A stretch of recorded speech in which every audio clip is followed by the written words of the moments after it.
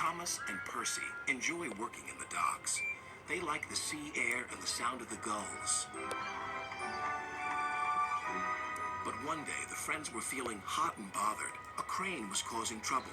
His name is Cranky, and this was his first day at the docks. "You are useless little bugs," he called from above. "If you put these freight cars on the inside lines, then I wouldn't have so far to travel." "Rubbish," said Thomas. "No crane has ever complained before." "Well, I'm complaining now." And Cranky banged his load down on the quayside. Later, the two engines met Gordon and James and told them about Cranky. "Cranes are airy-fairy things. They need a lot of attention, like me, in fact," said Gordon. "You should see the situation from Cranky's point of view," said James. "He's high up in the air, coping with wind, rain, and baking sun.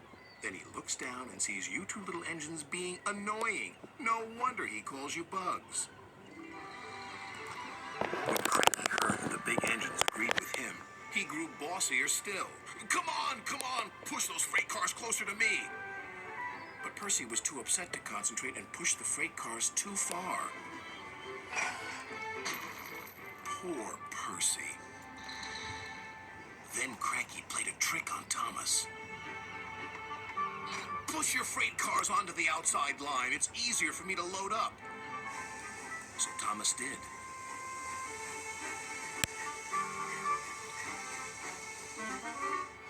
But Cranky left the loads beside the freight cars, not in them. "You must have known my arm can't reach you there," complained Cranky. This mix-up caused confusion and delay. Sir Topham Hatt was most upset. "Thomas and Percy, this new crane has an important job to do. I have heard that you have not been helping him today. You will go to your sheds and consider how you will improve yourselves tomorrow." Now Thomas and Percy were upset too.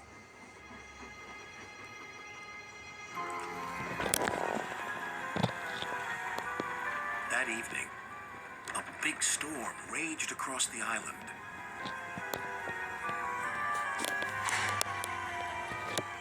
Cranky and the engines were trapped at the docks. "We're sure to be safe in this shed," said Duck. But he was wrong. The engines had no idea they were about to be put in great danger by an old tramp steamer. It was out of control and running aground, straight into the sheds.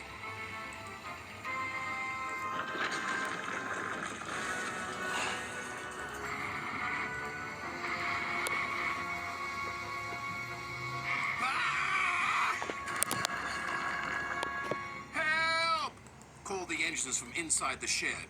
"I can't!" called Cranky. When the storm was over, Sir Topham Hatt rushed to the scene of destruction.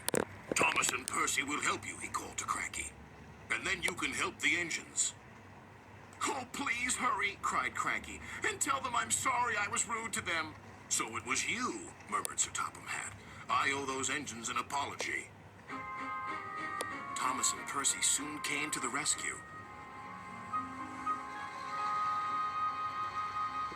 And it wasn't too long before Cranky was upright again and clearing the wreckage. At last, all the engines were free. "Oh, thank you," said Gordon. "What would I have done without you?" "Well, I had to be rescued before I could help you. But I never thought it would be by a couple of Cranky was about to say bugs, but he quickly corrected himself. Small engines, thank you. I'll never be rude again. However, you two mites are in my way, so move over." "Pa," said Percy, "he's back to bugging us." "Don't move! You're still attached to Cranky." But it was too late. Cranky still looks down on the two little engines. But ever since that stormy night, he never calls them bugs or mites, because he knows they might bite back.